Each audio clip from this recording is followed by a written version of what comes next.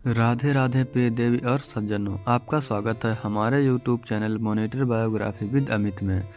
आज हम बात करने जा रहे हैं जगत गुरु रामपाल जी की। आइए इनके जीवन परिचय पर थोड़ा सा प्रकाश डालते हैं और आपको इनके जीवन से रूबरू करवाते हैं। संत रामपाल जी का जन्म 8 सितंबर 1951 को गांव धनाना जिला सोनीपत हरियाणा में एक किसान परिवार में हुआ।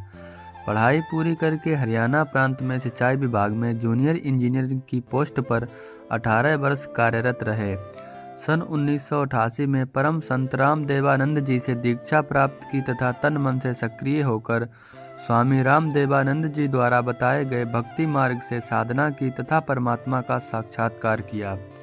संत रामपाल जी को नाम दीक्षा 17 फरवरी 1988 को फाल्गुन महीने की अमावस्या को रात्रि में प्राप्त हुई। उस समय संत रामपाल जी महाराज की आयु 37 वर्ष थी। उपदेश दिवस दीक्षा दिवस को संत मत में उपदेशी भक्त का आध्यात्मिक जन्मदिन माना जाता है। उपरोक्त विवरण श्री नास्त्रोदमस की उस भविष्यवाणी से पूर्ण मेल खाता है जो पृष्ठ संख्या 44.45 पर लिखी है। जिस समय उस तत्वदृष्टा सायरन का आध्यात्मिक जन्म होगा, उस दिन अंधेरी अमावस्या होगी। उस समय उस विश्व नेता की आयु 16,20,25 वर्ष नहीं होगी। वह तरुण नहीं होगा, बल्कि वह प्रौढ़ होगा और वह 50-60 वर्ष के बीच की उम्र में संसार में प्रसिद्ध होगा। वह सन 2006 सन 1993 में स्वामी राम देवानंद जी महाराज ने आपको सत्संग करने की आज्ञा दी तथा सन 1994 में नामदान करने की आज्ञा प्रदान की। भक्ति मार्ग में लीन होने के कारण जेई की पोस्ट से त्याग पत्र दे दिया, जो हरियाणा सरकार द्वारा 16 तारीख 5वां महीना 2000 को पत्र क्रमांक 3492-3500 तिथि और 16 तारीख 5वां महीना 2000 के तहत स्वीकृत है। सन 1984 से 1998 तक संत रामपाल जी महाराज ने घर घर गांव-गांव नगर-नगर में जाकर सत्संग किया। बहुसंख्या में अनुयायी हो गए। साथ साथ ज्ञानहीन संतों का विरोध भी बढ़ता गया। सन 1999 में गांव के करौंदा जिला रोहतक में सतलोक आश्रम करौंदा की स्थापना की तथा 1 जून 1999 से 7 जून 1999 तक परमेश्वर कबीर जी के प्रकट दिवस पर 7 दिवसीय विशाल सत्संग का आयोजन करके आश्रम का प्रारंभ किया तथा महीने की प्रत्येक पूर्णिमा को 3 दिन का सत्संग प्रारंभ किया। दूर दूर से श्रद्धालु सत्संग सुनने आने लगे तथा तत्व ज्ञान को समझकर बहुसंख्या में अनुयायी बनने लगे। चंद दिनों में संत रामपाल जी महाराज के अनुयायियों की संख्या लाखों में पहुंच गई। जिन ज्ञानहीन संतों व ऋषियों के अनुयायी संत रामपाल जी के पास आने लगे तथा अनुयायी बनने लगे, फिर उन अज्ञानी आचार्यों तथा संतों से प्रश्न करने लगे कि आप सर्व ज्ञान अपने सद ग्रंथों के विपरीत बता रहे हो। यजुर्वेद अध्याय 8 मंत्र 13 में लिखा है कि पूर्ण परमात्मा अपने भक्त के सर्व अपराध यानी पाप नाश और क्षमा कर देता है। आपकी पुस्तक जो हमने खरीदी है उसमें लिखा है कि परमात्मा अपने भक्त के पाप क्षमा नाश नहीं करता है। आपकी पुस्तक सत्यार्थ प्रकाश समोल्लास 7 में लिखा है कि सूर्य पर पृथ्वी की तरह मनुष्य तथा अन्य प्राणी वास करते हैं। इसी प्रकार पृथ्वी की तरह सर्व पदार्थ हैं, बाग बगीचे नदी झरने आदि। क्या यह संभव है? पवित्र यजुर्वेद अध्याय 5 मंत्र 1 में लिखा है कि परमात्मा सशरीर है। अग्ने तनु असि विष्णुवै त्वाम सोमस्य तनुर असि। इस मंत्र में 2 बार गवाही दी है कि परमेश्वर सशरीर हैं। उस अमर पुरुष परमात्मा का सर्व के पालन करने के लिए शरीर है।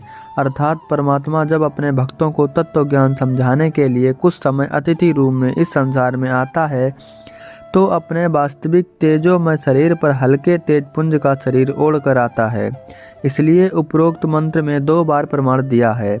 इस तरह के तर्क से निरुत्तर होकर अपने अज्ञान का पर्दाफाश होने के भय से उस अज्ञानी संतों व महंतों व आचार्यों ने सतलोक आश्रम करौंदा के आसपास के गांवों में संत रामपाल जी को बदनाम करने के लिए दुष्प्रचार करना प्रारंभ कर दिया था।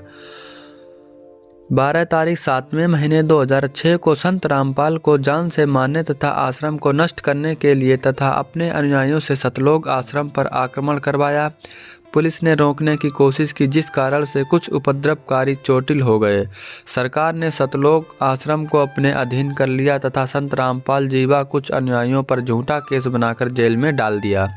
इस प्रकार 2006 में संत रामपाल जी महाराज विख्यात हुए। भले ही अनजानों ने झूठे आरोप लगाकर संत को प्रसिद्ध किया, परंतु निर्दोष हैं।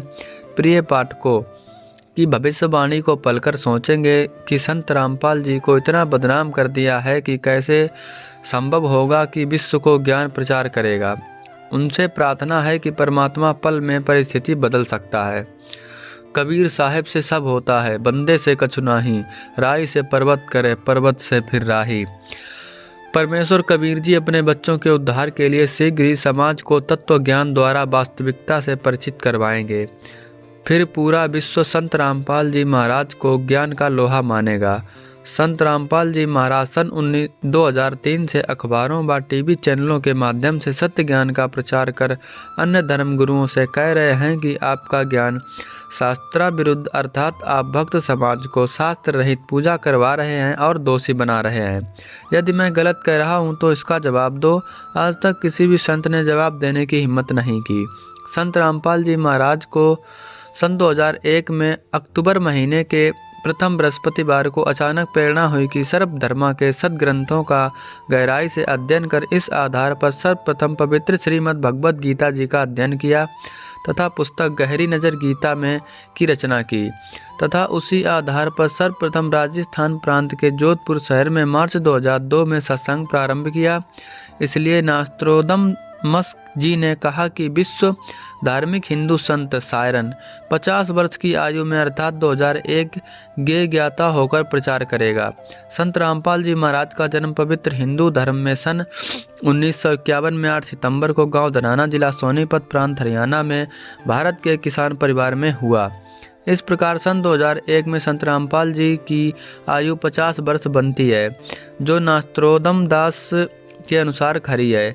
इसलिए वह विश्व धार्मिक नेता संत रामपाल जी महाराज ही हैं, जिनकी अध्यक्षता में भारतवर्ष पूरे विश्व पर राज्य करेगा। पूरे विश्व में एक ही ज्ञान चलेगा, एक ही कानून होगा, कोई दुखी नहीं रहेगा, विश्व में पूर्ण शांति होगी। जो विरोध करेंगे अंत में वे भी पश्चाताप करेंगे तथा तत्व ज्ञान को स्वीकार करने पर विवश होंगे और सर्व मानव समाज मानव धर्म का पालन करेगा और पूर्ण मोक्ष प्राप्त करके सतलोक जाएंगे। दोस्तों, ये था हमारे संत रामपाल जी महाराज जी का जीवन परिचय, जो कि एक जाट बिरादरी से बिलोंग करते हैं और हरियाणा से हैं। ये काफ़ी दिनों से जेल में भी थे। इनके ऊपर कई झूठे केस लगाकर इनको जेल में डाला गया था। फिलहाल अब ये जेल से बाहर आए।